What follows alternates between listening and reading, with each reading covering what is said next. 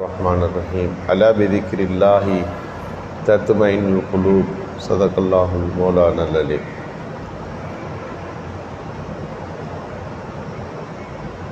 மேலான அல்லாஹ்வின் நல்லடியார்களே, இப்ராஹிம் இப்னு அதுஹம் ரஹ்மத்துல்லாஹி அலைஹி அவர்கள் ஒருவர் பேசிக்கொண்டிருப்பதை பார்க்கிறார்கள். ரொம்ப நேரம் பேசிக்கொண்டே இருக்கிறார். அவரிடத்தில் கேட்டார்கள், இவ்வளவு நேரம் நீங்கள் பேசினீர்களே, உங்கள் பேச்சின் மூலம் அல்லாஹ்வுடைய திருப்தி உங்களுக்கு கிடைக்குமா என்று கேட்டார்கள்.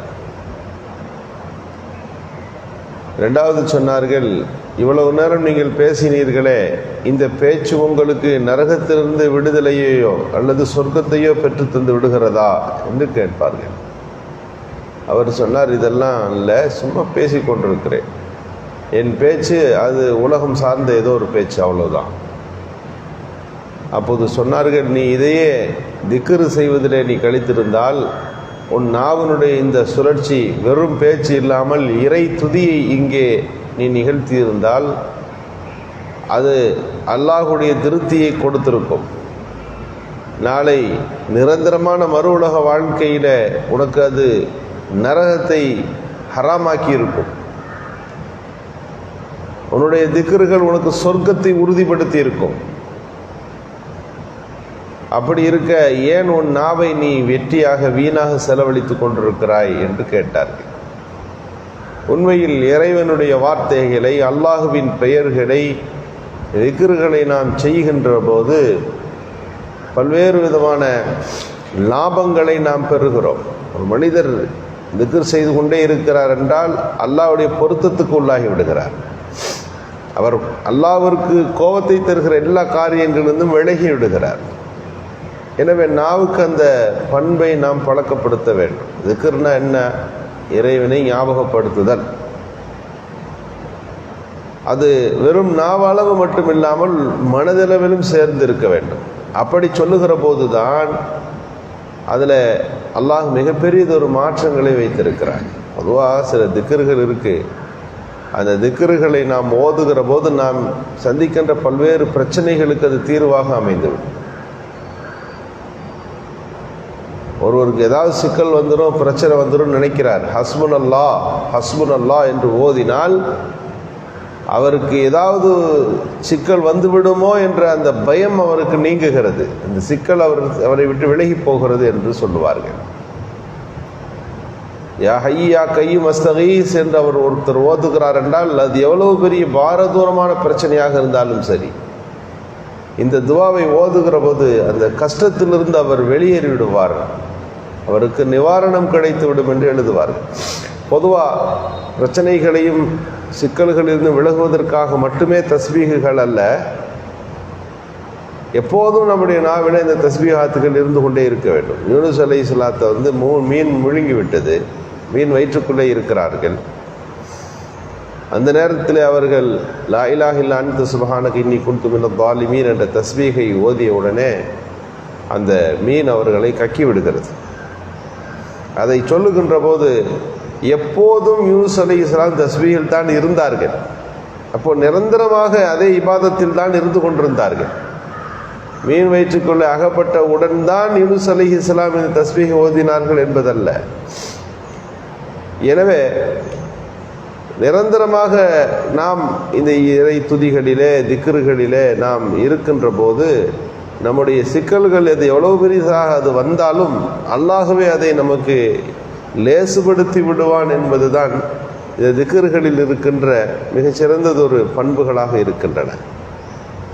அபான் என்பவர் அறிவிக்கிறார், ஹஜ்ரத் உஸ்மான் ரலியல்லாஹுடைய மகன், யார் ஒரு லா இலாஹ இல்லா பிஸ்மில்லாஹி அல்லதி லா யதுர்ரு மஅ இஸ்மிஹி ஷைஉன் ஃபில் அர்லி வலா ஃபிஸ் ஸமா வஹுவ ஸமீஉல் அலீம் என்கின்ற இந்த தஸ்பீஹை ஓதுகிறாரோ அவர் எல்லா தீமையிலிருந்து பாதுகாக்கப்படுவார். காலையில் ஒரு தடவை ஓதணும், சாயந்தரம் ஒரு தடவை ஓதணும். காலையில் ஓதினால் சாயந்தரம் மாலை வரை அவருக்கு பாதுகாப்பு கிடைக்கும் அப்படின்னு சொன்னாங்க. ஆனால் அவருக்கு ஒரு கை வாதத்தில் இருந்துச்சு, வாதம் அடித்திருச்சு.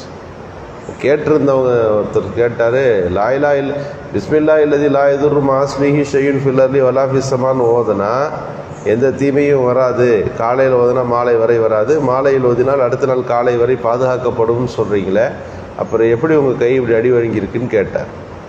இப்போ சொன்னார்கள், நான் வடமையாக ஓதுகிற மனிதன் தான், என்றைக்கு இந்த நிகழ்வு எனக்கு ஏற்பட்டது அன்னைக்கு நான் ஓத மறந்து விட்டேன் என்று சொன்னார். அந்த அளவிற்கு தஸ்பீஹாத்துகளிலே நமக்கு பாதுகாப்பு இருக்கிறது என்பதை நாம் புரிய வேண்டும். அனஸ் ரலியல்லாஹு ஒரு பெரிய சஹாபி. ஹஜ்ஜாஜ் இப்னு யூசுஃப்ன்றவன் பல பேரை சித்திரவதை செய்து கொண்டிருந்த ஒரு கொடுங்கொன்மையான மன்னர். அந்த மன்னர் காதில் செய்தி வந்து விழுகுது, அனஸ் நமக்கு எதிராக பேசிக்கிட்டு இருக்கார், அனஸ் ரலியல்லாஹு கூட்டிட்டீங்க வாங்க அப்படின்ட்டான். அவரை தண்டிக்க வேண்டும் என்ற முடிவை எடுத்து விட்டான் ஹஜ்ஜாஜ் இப்னு யூசுஃப். அனஸ் ரலியல்லாஹு வந்தார்கள், சபைக்கு வந்தார்கள். எப்போதும் போல வெளியே என்ன பேசினார்களோ அதையே தான் ஆட்சிக்கு எதிராக சொன்னார்கள். உன் செயல்பாடுகள் சரியில்லை, அநியாயக்காரர்களை உன் பக்கத்திலே வைத்திருக்கிறாய், நல்லவர்களை இறைநேசம் பெற்றவர்களை கொல்லுகிறாய், அவர்களை தண்டிக்கின்றாய், நிந்திக்கின்றாய், உன் செயல் சரியில்லை, உன் ஆட்சி சரியில்லை என்றார். தண்டிக்கிறதுக்கு தான் வந்திருக்கிறேன், நான் உன்னை தண்டிக்கலான்னு இருக்கிறேன். இன்னைக்கு உன்னோட இவ்வளோ காலம் உன் பேச்சுக்கு இப்போது சரியான பதில் இப்போது உனக்கு கிடைக்க போகிறது, உன்னை கொல்ல போகிறேன் என்று சொன்னார். ஹஜ்ரத் அனஸ் ரலியல்லாஹு சொன்னார்கள், உன்னால் கொல்ல முடியாது. காரணம் என்ன தெரியுமா? நபிகள் ஸல்லல்லாஹு அலைஹி வஸல்லமுடைய வார்த்தைகளின் மீது நாங்கள் அதிக நம்பிக்கை கொண்டவர்கள். ரசூலுல்லாஹ் சொன்னாங்க, யார் ஒருத்தர் பிஸ்மில்லாஹில் லதி லா யதுர்ரு மஅ இஸ்மிஹி ஷைஉன் ஃபில் அர்தி வலா ஃபிஸ் ஸமான் ஓதுகிறாரோ, ஒரு நீண்ட துவாவில் அது ஒரு பகுதி, ஒரு துவா, அது ஓதிவிட்டு 4 தடவை குல் ஹுவல்லாஹை ஓதிவிட்டு, அமாமி இது எனக்கு முன்னால் பாதுகாப்பில் இருக்கிறது, 4 தடவை குல் ஹுவல்லாஹை ஓதிவிட்டு இடது பக்கம் எனக்கு இது ஷிமாலி, இது என் இடது பக்கம் பாதுகாப்பில் இருக்கிறது, இப்படி 4 திசைகளிலும் 4 தடவை குல் ஹுவல்லாஹ் சூராவை ஓதி இது என் பாதுகாப்புக்கு இது இருக்கிறது என்று ஒருவர் சொல்லுகின்ற போது இந்த உலகத்தில் எந்த மனிதனாலும் ஒரு ஒன்றும் செய்ய முடியாதுன்னு ஸல்லல்லாஹு அலைஹி வஸல்லம் சொல்லியிருக்கிறாங்க. நான் அதை இன்னைக்கு ஓதிட்டு தான் வந்திருக்கிறேன் சபைக்கு. இந்த தஸ்பீஹுகளின் பவர் உண்மைன்னா ஒன்றால் ஒன்றும் செய்ய முடியாதுன்னாங்க. கொஞ்ச நேரம் பேச்சுவார்த்தை நடந்துச்சு, ஹஜ்ஜாஜ் போக சொல்லிட்டான், போங்க அப்படின்ட்டான். அனஸ் ரலியல்லாஹு போய்விட்டார்கள்.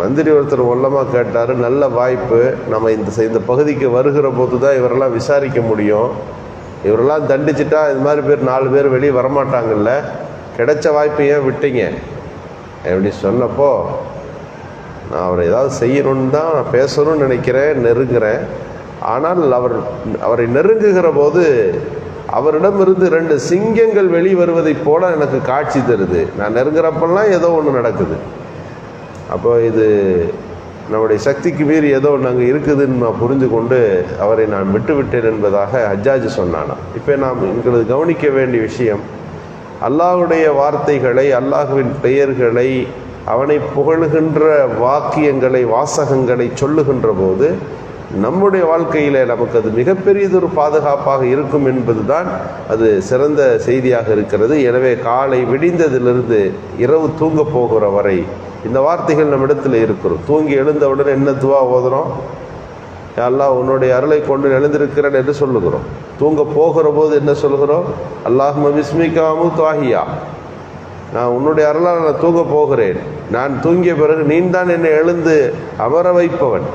அந்த 2க்கு மத்தியில் இருக்கின்ற அந்த வாசகங்கள் இருக்கிறதே, தூங்கி எழுந்தவுடனும் தூங்க போகிற போதும் இடைப்பட்ட இந்த சூழல்களில் நாம் இறை சிந்தனையோடு நாம் இதில் கடமைப்பட்டவர்களாக ஆகிவிடுகிறோம். அல்லாஹு சுப்ஹானஹு வ தஆலா இறை துதியை அதிகம் செய்கின்ற நல்ல தௌஃபீக்கை நமக்கு நல்குவானாக. சுப்ஹானல்லாஹி பிஹம்திஹி அதத